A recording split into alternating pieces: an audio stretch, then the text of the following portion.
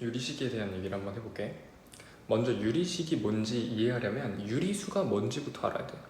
유리수가 뭐냐면 흔히들 분수라고 생각하는데 정확히 얘기하면 분수는 아니고 얘는 정수분의 정수로 표현될 수 있는 수들을 유리수라고 합니다. 그러니까 예를 들어서 분수요라고 얘기하면 틀린 이유가 루트 3분의 루트 2 이거는 분수긴 하지만 무리수죠. 그렇기 때문에 분수라고 얘기하면 안 되고 유리수는 정수분의 정수로 표현될 수 있는 수를 유리수라고 하는데, 그럼 유리식은 뭐냐면 간단해요.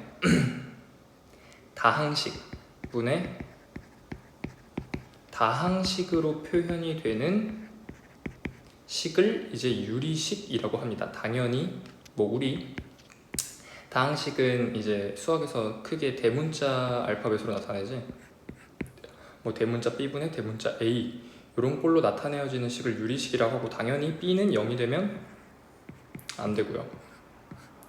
그지? 그랬을 때 만약에 B가 상수일 수도 있죠. 이 상수라면은 이제 B분의 A는 그냥 다항식이 되겠죠. 따라서 다항식은 그냥 유리식 안에 포함되어 있는 놈이야. 그러니까 예를 들어서 이렇게 쓸 수 있죠. 유리식 이런 놈이 있으면 분모가 다항식이 아니라 그냥 상수꼴이 된다면 너는 다항식이 되고요. 만약에 이 분모 B가 상수가 아니라 다른 다항식이 된다, 그러면은 그건 그냥 분수식이라고 합니다. 됐지? 이게 유리식에 관한 내용이고요. 그래서 우리는 이제 유리식이 뭔지 알았으니까 유리식의 성질에 대한 얘기를 좀 할 건데,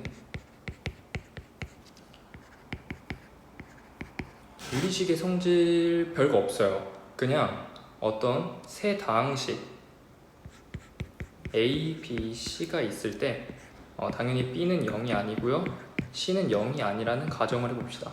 이러면은 우리 분수할 때도 이거 많이 했죠. B분의 A는 이제 B 곱하기 C분의 A 곱하기 C다. 즉 분모 분자의 적절한 수를 곱해도 유리수는 그 크기가 변하지 않는다처럼, 유리식도 분모 분자의 적절한 다항식을 똑같이 곱한다고 해서 그 유리식의 값 자체가 변하진 않아요.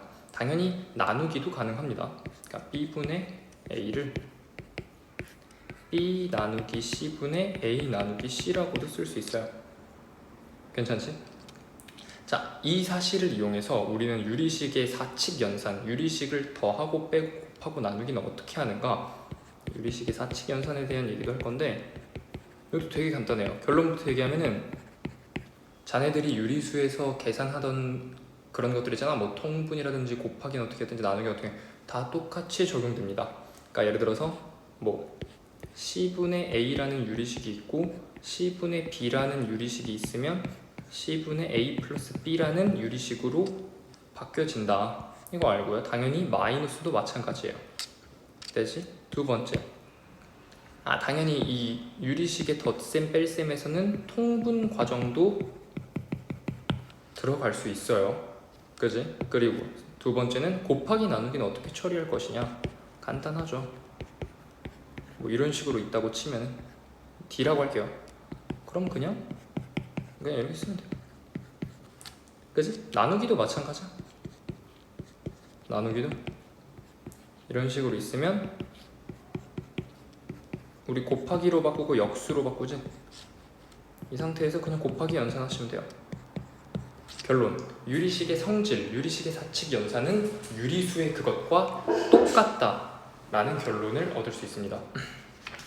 됐죠? 자, 그러면은 우리가 이 파트에서 알아가야 할 내용은 뭐냐 라고 하면은 유리식을 변형시키는 방법이야. 이건 좀 중요해요. 왜? 고3까지 나와요. 유리식을 변형시키는 거. 자, 유리식의 변형의 첫 번째 대표적인 예시로는 통분이 있어요. 통분. 아니다. 첫 번째로는 저는 이걸 꼽을게요. 분모 분자의 적절한 수. 뭐 유리식이니까 수일 수도 있고요, 식이 될 수도 있겠죠. 적절한 수나 식을 곱하는 겁니다. 이러면 유리식 자체의 값은 변하지 않으면서 내가 문제를 풀기 위해서 형태가 있겠죠. 그 문제를 풀기 위한 형태로 변형시킬 수 있어요. 분모 분자의 적절한 수나 식을 곱하는 건 유리식의 변형 과정 중 하나고, 두 번째는 당연히 통분.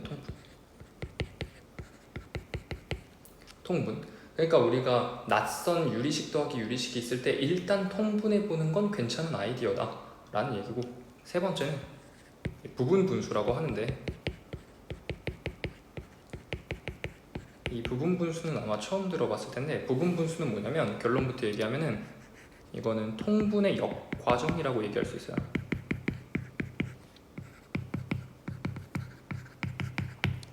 무슨 소리냐? 통분이 a분의 1 더하기 b분의 1을 a b분의 b 더하기 a로 바꿔 놓는다면 부분 분수는 그거의 반대다. 자, 예를 들어볼게. 어떤 분수, 어떤 유리식 a b분의 1이라는 유리식이 있으면 얘는 이런 식으로 쪼개서 생각할 수 있다. b-a분의 1 곱하기 a분의 1 b분의 1이라고 쓸 수 있어요. 뭐 통상적으로 b는 a보다 크다 이렇게 생각할 수 있고요. 그지? 쌤, 식이 큰 건가요? 그러면 식이 클 수도 있죠. 예를 들어서 뭐 x-1이랑 x-3이 곱해져 있대. 그럼 x-1이랑 x-3 중에 당연히 누가 더 크죠? x-1이 더 크죠. 그러면은 여기선 b가 x-1이 되는 거고요. x-3은 a가 되는 거다. 따라서 만약에 어떤 문제, 이런 식으로 문제가 있다. 그럼 너는 부분 분수로 바꿔주면은 x-1에서 빼기 x-3분의 1에 x-1분의 1 x-3분의 1 빼기 x-1분의 1로 쪼개서 생각할 수 있다는 거야. 그럼 얘가 지워지면서 2분의 1에 x-3분의 1 빼기 x-1분의 1이 되겠지. 이렇게 바꾸는 이유는 뭐냐면 당연히 이렇게 바꿨을 때 풀리는 문제들이 있기 때문이야. 이렇게 얘기하면 좀 입시적이니까 수학적으로 얘기하면 차수가 낮아지죠. 내가 분모가 원래 2차였는데 이제는 분모가 1차인 두 개의 유리식으로 생각할 수 있다. 차수를 하나 낮추는 거지. 차수를 하나 낮추면 다루기가 굉장히 유리해지죠. 그렇기 때문에 부분 분수는 통분의 역과정이고 유리식을 변형할 때 반드시 생각해야 되는 공식이다. 공식이에요. 알아둡시다. 됐지? 그리고 마지막 네 번째는 요것도 중요한데, 우리는 분모식이랑 분자식이 있을 때 만약에 분자식의 차수가 이제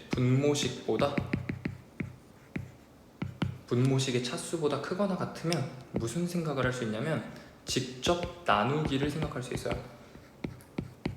그러니까 우리 초등학교 때 배웠던 거 있죠? 2분의 5 같은 거 보면은 2 더하기 2분의 1로 바꾸는 대분수 변형처럼, 이건 뭐 대분수 변형? 이런 식으로 생각하면 될 것 같아.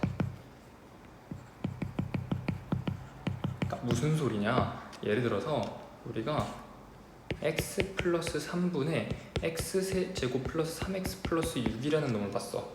근데 위에는 2차여서 인수분해가 혹시 되려나 하고 봤더니 인수분해 되지도 않고요. 그랬는데 문제는 잘 안 보여, 어떻게 푸는지. 그럴 때 무슨 생각을 할 수 있냐면 얘를 직접 나눌 수 있다. 우리 이거는 고등수학 상 나머지 파트에서 잠깐 했었는데, 얘를 직접 나누면 x가 들어가시고요 6이 되겠지. 따라서 나머지가 6이니까 x 플러스 3분의 6이고 더하기 목, 이렇게 바꿀 수 있다는 거야. 이렇게 바꾸면은 우리는 유리식 더하기 다항식이 되고 1차고 1차예요. 이렇기 때문에 얘도 좀 다루기가 용이해질 수 있다. 됐지? 이런 식으로 바꿀 수 있다는 거죠. 이렇게까지 4개 정도 알아두면은 유리식의 변형, 그러니까 어떤 어려운 문제를 봤을 때 어떻게 시작해야 될지 라고 모르겠으면 이 4개 중에 하나로 식을 변형시킨 다음에 문제를 접근해도 된다라는 거죠. 됐지?